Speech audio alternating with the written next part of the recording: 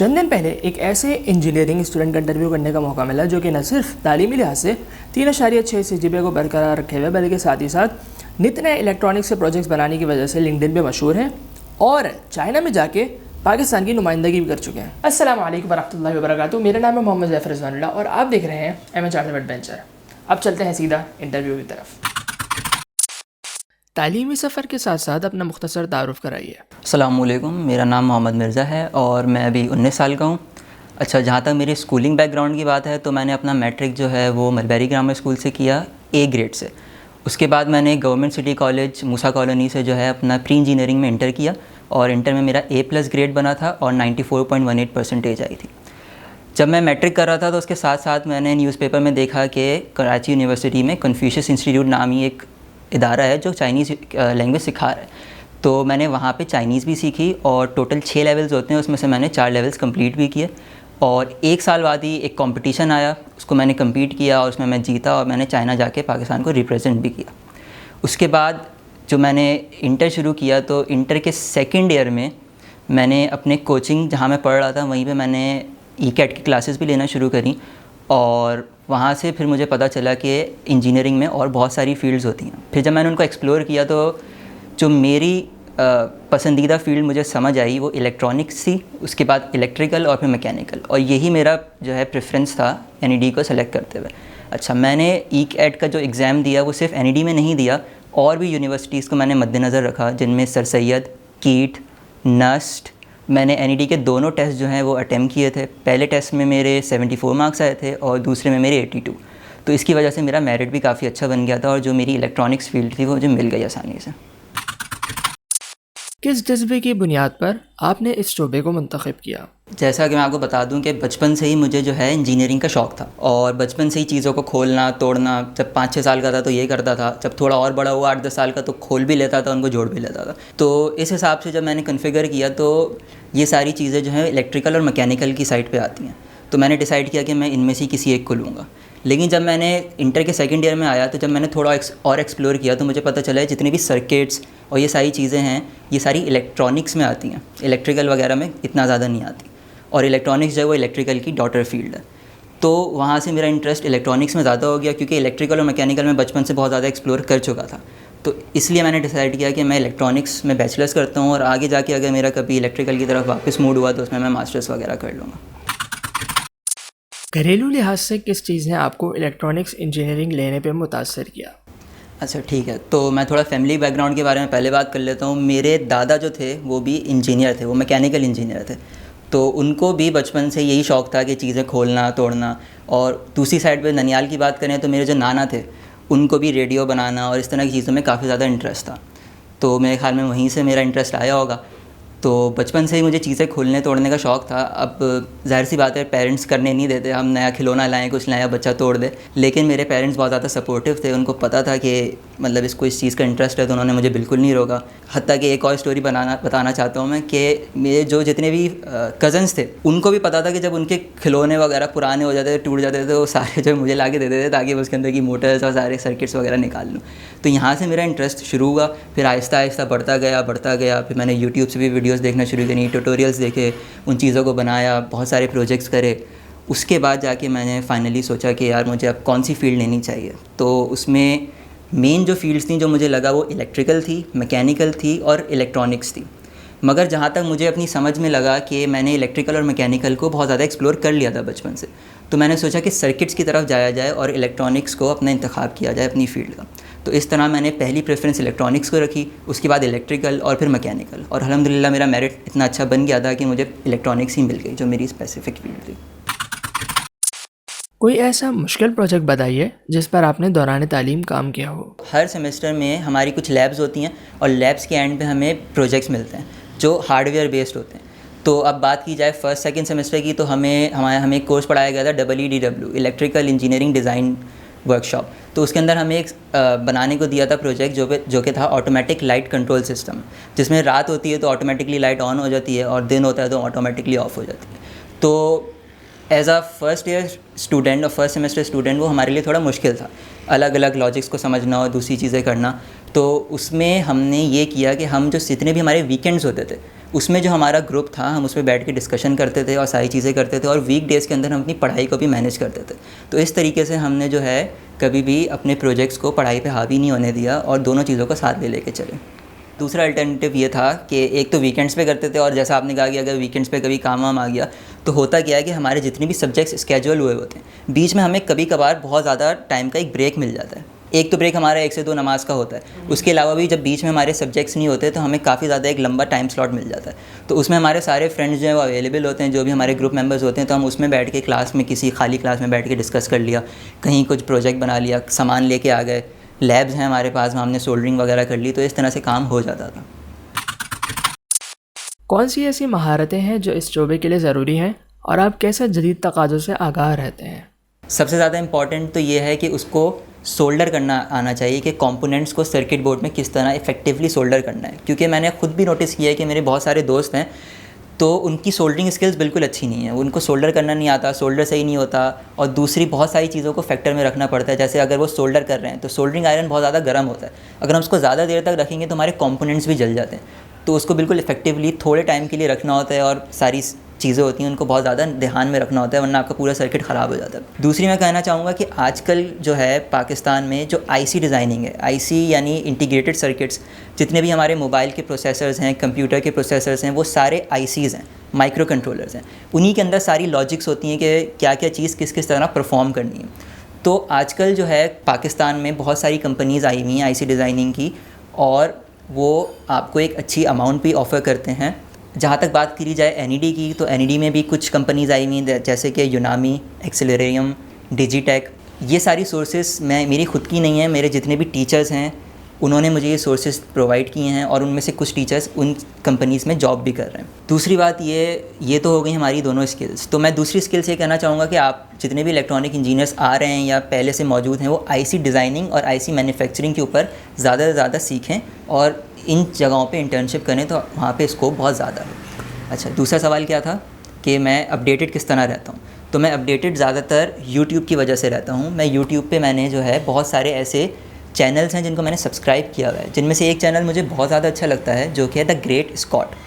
अब ये बंदा जो है ये इलेक्ट्रॉनिक्स में स्पेशलाइज्ड है, और ये ना सिर्फ प्रोजेक्ट्स बना के दिखाते हैं बल्कि उसके पीछे सारी मैथमेटिकल कैलकुलेशंस भी करते हैं, सारी सिमुलेशंस भी करते हैं, और उसके बाद जाके फाइनलाइज प्रोडक्ट बना के दिखाते हैं। इस तरह से एक और चैनल है, वो थोड़ा फ़न है, उसका नाम है इलेक्ट्रो बूम।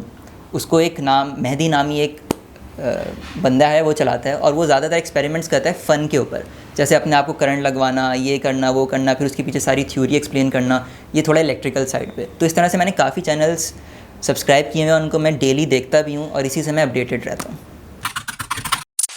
कोई ऐसी मिसाल बताइए जिसमें आपने नज़रियात को इस्तेमाल करते हुए हकीकी दुनिया के इंजीनियरिंग मसले को हल किया हो। थ्योरी तो हम बहुत ज़्यादा पढ़ते आ रहे हैं, मैट्रिक्स से, इंटर से, लेकिन जब हम यूनिवर्सिटी में आए तो हमने एक चीज़ ये सीखी कि सिर्फ थ्योरी पढ़ के काम नहीं चलेगा, उसको आपने रियल वर्ल्ड प्रॉब्लम्स में इम्प्लीमेंट भी करना है। क्योंकि इंजीनियर की डेफिनेशन ये होती है कि find a problem and then find it solution. तो यही हमारा बेसिक काम होता है और हमें यही करना होता है। तो एक जो मैंने अभी रिसेंटली अपने सेकेंड ईयर के शुरू में एक प्रोजेक्ट बनाया था, वो मैंने बनाया था एक सोलर ट्रैकिंग सिस्टम। अब होता क्या है कि हमारे घर पे जो सोलर पैनल्स लगे होते हैं वो या तो एक डायरेक्शन में बस फिक्स होते हैं, जैसे अगर वो ईस्ट की साइड पे लगें तो उसी जगह फिक्स है। अब होता क्या है, सूरज वहाँ से निकलता है, जब सूरज उस साइड पे होता है तो उनकी एफिशिएंसी बहुत ज़्यादा होती है क्योंकि सूरज उनके बिल्कुल ऊपर होता है। मगर आहिस्ता आहिस्ता जब सूरज गुरूब होने लगता है तो उनका एक्सपोजर जो है सोलर पैनल से सूरज का वो कम होने लगता है और हमारे सोलर पैनल्स की एफिशिएंसी बहुत कम हो जाती है। तो एफिशिएंसी मैक्सिमाइज़ करने के लिए मैंने एक प्रोजेक्ट बनाया जिसमें मैंने LDR सेंसर्स यानी लाइट डायोड रेजिस्टर्स जो होते हैं उनको यूज़ किया, और उनके ज़रिए मैंने आर्डिनो में वैल्यूज़ लेके एक इस तरह का सिस्टम बनाया कि जब हमारा सूरज निकलेगा तो हमारे जो सोलर पैनल्स हैं वो सूरज को ट्रैक करेंगे। सूरज जहाँ जहाँ जाएगा सोलर पैनल्स वहाँ जाएंगे। इससे क्या होगा कि हमारे जो सोलर पैनल्स की मैक्सिमम एफिशिएंसी है वो हमें मिल सकती है और हम काफ़ी ज़्यादा इलेक्ट्रिसिटी सेव कर सकते हैं। बेसिकली जैसे मैंने आपको पिछले सवाल में भी बताया कि मैं यूट्यूब बहुत ज़्यादा वॉच करता हूँ और यूट्यूब से मुझे बहुत सारे आइडियाज़ मिलते हैं। तो एक तो मेरी ग्रिप थ्योरी पे वहाँ से भी थी। दूसरा ये हुआ कि जब मैं सेकंड ईयर में आया तो उस चीज़ में 4 चांद लग गए और हमारी यूनिवर्सिटी में हमें एक PL नाम यानी प्रोग्रामिंग लैंग्वेजेस नाम का एक कोर्स कराया। उसके अंदर हमें C लैंग्वेज के ऊपर बहुत ज़्यादा फोकस कराया गया, सारी चीज़ें बताई गई, स्ट्रिंग्स, ये वो पॉइंटर्स। तो उससे मेरी बेस जो है और बहुत ज़्यादा स्ट्रॉन्ग हो गई और मैंने इस तरह के और बहुत सारे प्रोजेक्ट्स करना शुरू कर दिए। कोई ऐसा कामयाब प्रोजेक्ट बताइए जिसमें आपने पूरी टीम के साथ मिलकर काम किया हो। जब हम अपने सेकंड सेमेस्टर में थे फर्स्ट ईयर की, तो उसमें एक कंपटीशन आया आईमैक की सोसाइटी का, जो AKDC चैलेंज था, यानी अब्दुल कलाम डिज़ाइन चैलेंज। उसमें हमें करना ये था कि एक लॉन्चर बनाना था जो एक स्क्वॉश बॉल को लॉन्च कराता है, और हमारा जो टास्क था वो ये था कि जजेस ने हमको बताना था कि उस टारगेट को हमने कहाँ लॉन्च करना है, कितने मीटर दूर लॉन्च करना है। तो उसके अंदर हमारी सारी जितनी भी हमने फर्स्ट ईयर सेकंड ईयर में प्रोजेक्टाइल मोशंस और स्प्रिंग ऑसिलेशंस पढ़ी थी, उन सबको इम्प्लीमेंट करना था। अच्छा, अब फर्स्ट ईयर सेकंड ईयर में क्या था, टीचर्स आते थे और पढ़ा के चले जाते थे, तो उसकी इम्प्लीमेंटेशन हमारे लिए काफ़ी ज़्यादा हार्ड थी। तो जो हमारा ग्रुप था, हमने काफ़ी ज़्यादा उसको टाइम दिया। और टाइम कैसे दिया, टाइम तो होता नहीं है, तो टाइम इस तरह दिया कि जब भी हमारा जो भी स्केड्यूल होता है दिन का, तो उसमें हमें कहीं ना कहीं बीच में 1-1.5 घंटे का गैप मिल जाता है। तो उस गैप को हम यूटिलाइज़ करते थे और उसको वेस्ट नहीं करते थे, और उसमें हम मिलजुल के जो है उस चीज़ को बनाते थे। अच्छा, अब इसमें टीम का भी काफ़ी हाथ है, क्योंकि मेरा मानना है कि अगर हम खुद कोई चीज़ करें अकेले तो वो इतनी इफ़ेक्टिव नहीं हो सकती। और चैलेंजिंग वो बेशक था, लेकिन जब हमने टीम में मिलके किया तो हमने उस पर आसानी से ओवरकम कर लिया। किसी ने उसका डिज़ाइन बनाया, जैसे मुसब ने, मेरा दोस्त, उसने जो है उसका डिज़ाइन बनाया लॉन्चर का। मैंने उसका सारा इलेक्ट्रॉनिक का सामान संभाला, और दूसरे मेंबर्स ने कोई रिपोर्ट बनाई, किसी ने कुछ बनाया। तो ऑल्दो वो ज़्यादा चैलेंजिंग था, लेकिन हमने उसको ओवरकम कर लिया अपनी पढ़ाई के साथ साथ। इस शोबे में कौन सी ऐसी मखसूस चीज़ें या मज़ामीन हैं जिनके बारे में आप ज़्यादा पुरजोश हैं? अच्छा, इलेक्ट्रॉनिक इंजीनियरिंग में जो मेरे हिसाब से मुझे बहुत ज़्यादा चीज़ फैसिनेट करती है वो ट्रांजिस्टर्स हैं। अब ट्रांजिस्टर्स क्या हैं? ट्रांजिस्टर्स हैं स्विचेस यानी ऑन ऑफ। इस ऑन ऑफ की बिना पे ही हमारे जितने भी कंप्यूटर्स हैं, जितनी भी डिवाइसेस हैं, वो काम कर रही हैं।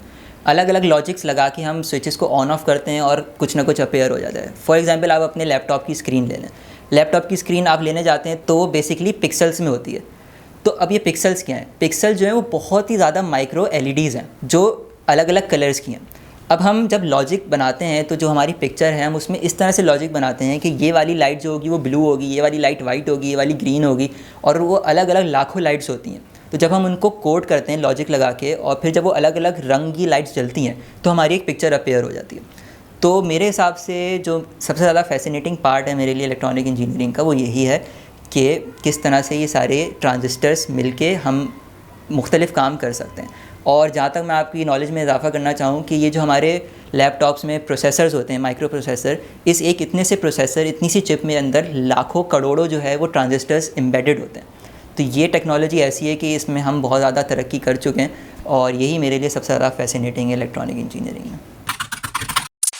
उन तलबा के नाम कोई नसीहत जो इस शोबे में हो या आना चाहते हों? जहाँ तक मैं एडवाइस करना चाहूँगा उन सारे स्टूडेंट्स को जो ऑलरेडी या तो इलेक्ट्रॉनिक इंजीनियरिंग में हैं या वो आना चाह रहे हैं, भले वो NED में हो या किसी भी यूनिवर्सिटी में हो, तो एक चीज़ तो आपको ये ध्यान में रखनी है कि आपको पहले देखना है कि आपका वाकई में एरिया ऑफ इंटरेस्ट है भी इलेक्ट्रॉनिक इंजीनियरिंग या नहीं। अगर नहीं है तो आपको आने की ज़रूरत नहीं। अब जहाँ तक NED में हम बात करते हैं, तो लेट से आपको इलेक्ट्रॉनिक इंजीनियरिंग में बहुत ज़्यादा शौक़ है, पहली प्रेफरेंस आपने वो रखी हुई है, मगर किसी भी वजह से, अल्लाह ताला की मर्ज़ी से, आपका वहाँ पे एडमिशन इलेक्ट्रॉनिक में नहीं हो सका, किसी और फील्ड में हो गया, तो आपको बिल्कुल टेंशन लेने की बात नहीं है, आप एडमिशन ले लें। होता क्या है NED में कि एक टर्म है COD। उसका क्या मतलब है कि आप पहले साल जो है, जो फील्ड आपको मिल गई है, आप उसमें जो है पढ़ते हैं और आप अच्छे से अच्छा स्कोर करने की कोशिश करते हैं। जब सेकंड ईयर शुरू होता है तो आप COD करवा के अपनी रिस्पेक्टिव फील्ड में आ सकते हैं। बिल्कुल घबराने वाली बात नहीं है कि अगर आपकी फ़ील्ड में नहीं हो सका, इलेक्ट्रॉनिक में नहीं हो सका, तो आप इस तरह से दूसरी फील्ड में आके COD करवा के वापस इलेक्ट्रॉनिक में भी आ सकते हैं। और इसी तरह अगर आप इलेक्ट्रॉनिक में आ गए और आपने एक साल में देख लिया कि ये मेरे पसंद की फ़ील्ड नहीं है, मुझे CIS में जाना है या मैकेनिकल में जाना है, इलेक्ट्रिकल में जाना है, तो आप इसी तरह COD करवा के दूसरे उसमें भी जा सकते हैं। लेकिन शर्त क्या है कि आपकी GPA अच्छी से अच्छी होनी चाहिए। ठीक है। अच्छा, दूसरी बात ये है कि जो मैंने चीज़ें ऑब्ज़र्व करी कि जो मेरे क्लास फेलोज़ हैं या जो जूनियर्स हैं कि वो एक्सेल क्यों नहीं कर पाते इलेक्ट्रॉनिक्स में, वो मैंने ये नोटिस किया कि वो क्लास में आते हैं, टीचर जो पढ़ाते हैं बस वही पढ़ते हैं और चले जाते हैं और उसी को तैयारी करके आ जाते हैं। बिल्कुल ऐसा नहीं है रियल लाइफ में। आपको क्या करना है कि अगर आप जो टीचर पढ़ा रहा है वो आपको बोर्ड पे लिख के चले जाते हैं टीचर, आपको क्या करना है, घर जाके उसकी रिस्पेक्टिव कोई वीडियो देखनी है जिसमें उसको बाकायदा सिमुलेशन करके या किसी तरीके से सिखाया गया हो प्रैक्टिकली। तो उससे क्या होगा कि आपके जहन में वो चीज़ बैठ जाएगी। और बच्चे क्या करते हैं कि जो टीचर पढ़ाते हैं उसका रट्टा मारने की कोशिश करते हैं, जबकि 50-60% जो चीज़ें हैं उसमें रट्टा मारने की ज़रूरत ही नहीं है। वो चीज़ें अगर आप घर जाके एक दफ़ा उसको वापस से समझ लें तो आपके जहन में इस तरह बैठ जाती हैं कि फिर आपको बाद में याद करने की ज़रूरत नहीं है। आप एग्ज़ाम से 1-2 दिन पहले भी उनको रिवाइज़ करेंगे तो इंशाल्लाह आपको याद आ जाएंगे। तो ये कुछ चीज़ें जो मैंने नोटिस करी हैं कि बच्चे जहाँ पे लैग करते हैं और उनको इस तरह से नहीं करना चाहिए, और रट्टा बिल्कुल नहीं मानना चाहिए कि रट्टे में कुछ नहीं रखा। प्रैक्टिकल अप्रोच पे जाएं और उस चीज़ों को करने में मज़ा लें ताकि आपकी सारी चीज़ें क्लियर हो सकें। अच्छा, मैं और कुछ ऐड करना चाहूँगा। मैं आप लोग को बताना चाहता हूँ कि लिंक्डइन की एज एन इंजीनियर या कोई सी भी आप फील्ड में तो क्या इंपॉर्टेंस है। अच्छा, जिस तरह हम फेसबुक, इंस्टाग्राम, स्नैपचैट वगैरह ज़्यादातर लोग यूज़ कर रहे होते हैं और हम लिंक्डइन पे अकाउंट नहीं बनाते, लेकिन हमें चाहिए कि हम जैसी यूनिवर्सिटी में एंटर हों हमें लिंक्डइन पे अकाउंट बनाना चाहिए। उसकी वजह यह है कि जितने भी हमारे प्रोफेशनल लोग हैं, जितने भी कंपनीज़ के CEOs हैं, हमारे खुद यूनिवर्सिटीज़ के प्रोफेसर्स हैं, वो सारे जो हैं वो लिंक्डइन पे मौजूद होते हैं। तो जब भी आप कोई पोस्ट करते हैं, अपनी कोई अचीवमेंट बताते हैं कि आपने ये कोर्स किया, वो कोर्स किया, ये प्रोजेक्ट बनाया, तो लिंक्डइन में अच्छी बात यह है कि उसमें एक क्रिएटर मोड भी है। तो जब आप उसको ऑन कर देते हैं तो लिंक्डइन खुद ब खुद आपकी पोस्ट जो है मुख्तलिफ इंटेलेक्चुअल लोगों में फैलाना शुरू कर देता है। उससे होता ये है कि आप लोगों की नज़र में आते हैं, आप अपने टीचर्स की नज़र में आते हैं और उससे आपको एक एज मिल जाता है। जैसे आप मेरी ही बात कर लें तो मैं अपने जितने भी प्रोजेक्ट्स बनाता हूँ मैं उसको लाजमी लिंक्डइन पे पोस्ट करता हूँ। उससे ये होता है कि टीचर्स जो हैं वो ख़ास तौर पे उनके पास भी पहुँचती है और उनको पता चल जाता है कि ये बंदा जो है इस चीज़ में माहिर है, और मुख्तलिफ CEOs और मुख्तलिफ कंपनीज़ के पास भी वो चीज़ पहुँचती है और वो चीज़ लोग फिर अप्रोच भी करते हैं। अब जैसे मेरा जो लिंक्डइन है उसमें मेरे टोटल अब तक जो है 40,000 प्लस इंप्रेशंस आ चुके हैं और 3,000 के करीब जो है मिनट्स का वॉच टाइम भी आ चुका है। तो अब ये सारी चीज़ें जो हैं ये ऐड ऑन होए जा रही हैं और इससे एक फ़ायदा ये भी है कि जब आप अपना रेज्यूमे या CV किसी कंपनी में देंगे बाद में, तो उसके अंदर आपका एक सेक्शन होता है कि लिंक्डइन वो आपसे मांगते हैं। वो मांगते इसलिए क्योंकि वो जाके देखना चाहते हैं कि आप वाकई में इतने काबिल हैं या आप नहीं हैं। तो उसका एक बहुत अच्छा प्रूफ ही होता है कि अगर आपने अपनी लिंक्डइन मेंटेन करी हो तो उससे आप दूसरे लोगों में एक ज़्यादा स्टैंड कर पाते हैं। तो लिंक्डइन की इंपॉर्टेंस बहुत ज़्यादा है। अगर आप चाहते हैं कि किस तरह लिंक्डइन मेंटेन करते हैं तो आप नीचे दिए हुए गए मेरे लिंक्स पे भी जाके देख सकते हैं कि मैंने किस तरह मेंटेन किया हुआ, मैं किस तरह प्रोजेक्ट्स अपडेट करता हूँ, अपलोड करता हूँ। उम्मीद है इंटरव्यू आप लोगों को पसंद आया होगा। अपनी कीमती राय से तबसरे के खाने में ज़रूर आगाह फरमाइएगा और साथ ही साथ उन लोगों तक ज़रूर ये वीडियो पहुंचाइएगा जिन लोगों को इसकी ज़रूरत है। अब मुझे इजाज़त दीजिए, अगली वीडियो में मिलते हैं इंशाअल्लाह। अस्सलामु अलैकुम वरहमतुल्लाहि वबरकातुहू।